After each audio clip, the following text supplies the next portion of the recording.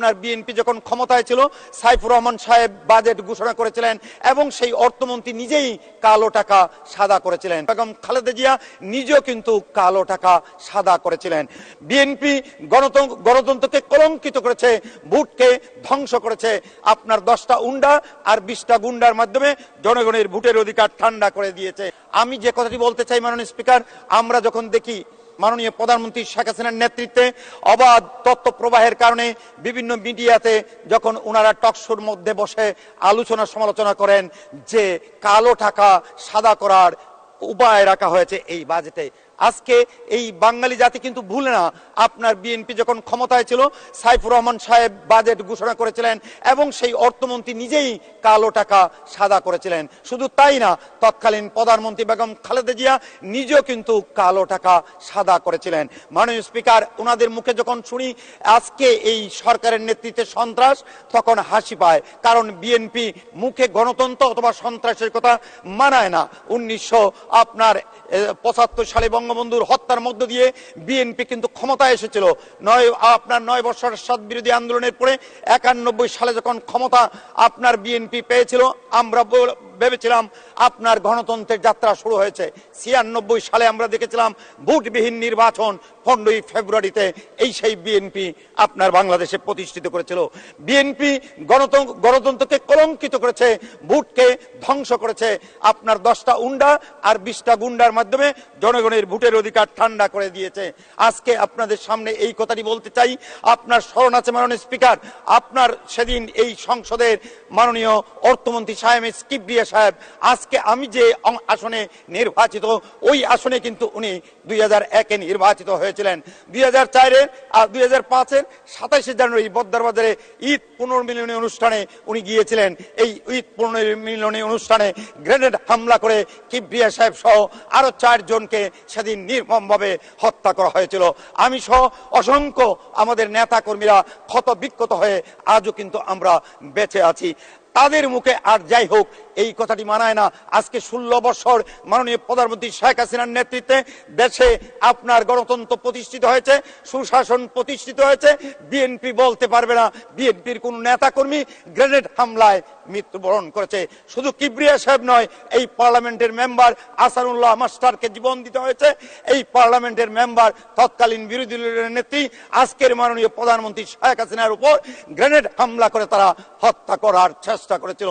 মাননীয় স্পিকার, এই গ্রেনেড হামলার বিরুদ্ধে যখন মাননীয় প্রধানমন্ত্রী শেখ হাসিনা সেদিন বলেছিলেন আপনার বাংলা ভাই আছে, আপনার হুজি আছে, জঙ্গি আছে, তখন কিন্তু খালেদা জিয়া বলেছিল বাংলা ভাই ইংরেজি ভাই আসলে বাংলাদেশে নাই। আসলে রাষ্ট্রীয় পৃষ্ঠপোষকতায় সেদিন আমরা লক্ষ্য করেছিলাম হাওয়া ভবনের মাধ্যমে হুজিদেরকে উৎসাহিত করে সেদিন সারা বাংলাদেশে জনপ্রিয় নেতাদেরকে দেখে দেখে হত্যা করে বিএনপি দায় চাপিয়ে দেওয়ার চেষ্টা করেছিল জঙ্গিদের উপর, আর আওয়ামী লীগের নেতৃত্ব শূন্য করার চেষ্টা করেছিল। রাখে আল্লাহ মারকে যেভাবে মাননীয় প্রধানমন্ত্রী শেখ হাসিনাকে সেদিন অক্ষতভাবে বেঁচিয়ে রেখেছিলেন, ঠিক একইভাবে অসংখ্য আওয়ামী লীগের নেতা বেঁচে থাকার কারণেই আল্লাহর বিচার কিন্তু আজকে এই বাংলাদেশে। আওয়ামী লীগ কিন্তু হত্যার মধ্যে হত্যা দিয়ে আমরা কিন্তু তাদেরকে প্রতিহত করে নাই। খুদার বিচার কি হয়েছে? এরা আগুন সন্ত্রাস করেছে, জঙ্গি হামলা করেছে, আপনার পুলিশের উপর আক্রমণ করেছে, বাড়ি ঘর জ্বালিয়ে দিয়েছে, আপনার ধর্মীয় প্রতিষ্ঠান আপনার জ্বালিয়ে দিয়েছে। ওই সকল মামলায় কিন্তু ওই বিএনপি জামাত আপনার ক্ষমতার বাইরে এবং আপনার কারাগারে। আজকে মাননীয় প্রধানমন্ত্রীর নেতৃত্বে দেশে অভাবনীয় উন্নয়ন হয়েছে। মাননীয় স্পিকার, আপনি লক্ষ্য করবেন শিক্ষার ক্ষেত্রে একটা বৈপ্লবিক পরিবর্তন হয়েছে। শিক্ষার হার বৃদ্ধি পেয়েছে, মান বৃদ্ধি পেয়েছে। আজকে বাংলাদেশে মাননীয় প্রধানমন্ত্রী শেখ হাসিনার নেতৃত্বে কারিগরি শিক্ষা একটা বৈপ্লবিক পরিবর্তন হয়েছে। আপনার উনি বলেছিলেন আমরা যদি ক্ষমতায় যেতে পারি ডিজিটাল পদ্ধতির মাধ্যমে দেশ পরিচালিত করব। আপনার করোনার সময় কি হয়েছে? এই ডিজিটাল পদ্ধতি যদি আপনার বঙ্গবন্ধুর কন্যা শেখ হাসিনা বাস্তবায়ন না করতেন তাহলে কিন্তু দেশ আরো অনেকটা পিছিয়ে পড়তো। আজকে 16টা বছর, আজকে করোনা যদি না হতো ওই আপনার আপনার পদ্মা সেতুর ঋণ নিয়ে যদি রাজনৈতিক প্রতিহিংসা পরায়ণ না হতো বিএনপি, তাহলে কিন্তু দেশ আরো অনেক দূর আমরা এগিয়ে নিয়ে যেতে পারতাম।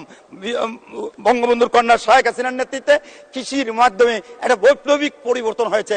আপনারা দেখেছেন আজকে আমরা খাদ্যের স্বয়ং সম্পূর্ণ বিনামূল্যে সার দেওয়া হয়, আবার ন্যায্য মূল্যে সার। এখন কিন্তু আল্লাহ দেয় বৃষ্টি, আমার কৃষক করে পরিশ্রম। বঙ্গবন্ধুর কন্যা শেখ হাসিনার বিনামূল্যে সার বীজের কারণে বাম্পার ফলন হয়। এখন কিন্তু মানুষ আর ভাত না খেয়ে আলু খাওয়ার পরামর্শ শুনতে হয় না। বঙ্গবন্ধুর কন্যা শেখ হাসিনার নেতৃত্বে এইভাবে কিন্তু দেশ এগিয়ে যাচ্ছে। আজকে আপনি লক্ষ্য করেছেন মাননীয় স্পিকার, বিদ্যুতের ক্ষেত্রে আমরা কি লক্ষ্য করলাম? আজকে কিন্তু 30,000-এর ঊর্ধ্বে আমাদের টার্গেট। আপনি লক্ষ্য করেছেন আমরা 30 সালে 40,000 মেগাওয়াট উৎপাদন করার লক্ষ্যমাত্রা। ইতিমধ্যে কিন্তু আমরা 30,000 মেগাওয়াট উৎপন্ন করতে সক্ষম হয়েছি। গড়ে গড়ে বিদ্যুৎ আমরা দিতে সক্ষম হয়েছি। সামাজিক নিরাপত্তার বেষ্টনীর আওতায় মাননীয় প্রধানমন্ত্রী শেখ হাসিনা বয়স্ক ভাতা, বিধবা ভাতা, মাতৃত্বকালীন ভাতা, প্রতিবন্ধী ভাতা, এই কাজগুলি করার কারণে অতি দরিদ্র এবং দরিদ্রের সীমার হার অনেকটা কমে এসেছে। মাথা পিছু আয় অনেকটা বেড়ে গিয়েছে। যোগাযোগের ক্ষেত্রে একটা আমূল পরিবর্তন হয়েছে। আজকে চেয়ে দেখেন যে পদ্মা সেতু, একদিন আমাদের স্বপ্ন ছিল যে পদ্মা সেতু বিএনপি জামাত বলেছিল করা সম্ভব হয় না। আপনি দেখেছেন আপনার বিশ্ব ব্যাংকে চ্যালেঞ্জ দিয়ে বঙ্গবন্ধুর কন্যা শেখ হাসিনা এই পদ্মা সেতু নির্মাণ করেছেন। বাংলাদেশে আপনার টানেল করেছেন এবং মেট্রো রেল করেছেন। এলিভেটেড এক্সপ্রেসের মাধ্যমে আপনার রাস্তাঘাট আপনার উন্নয়ন হয়েছে। বিভিন্ন বিভাগের সাথে 4 লেন হয়েছে। আমার যে বিভাগ, সেই বিভাগ সিলেট বিভাগ, সেই বিভাগেরও আপনার রাস্তা 4 লেনে উনি কিন্তু উন্নীত করেছেন। এটা 4 লেন হবে না, 8 লেন হবে। রাস্তার দুই দিকে 4 লেনের দুই দিকে সার্ভিস লেন দুইটি, অর্থাৎ আরো 4 লেন। আপনার 8 লেনে কাজ চলছে।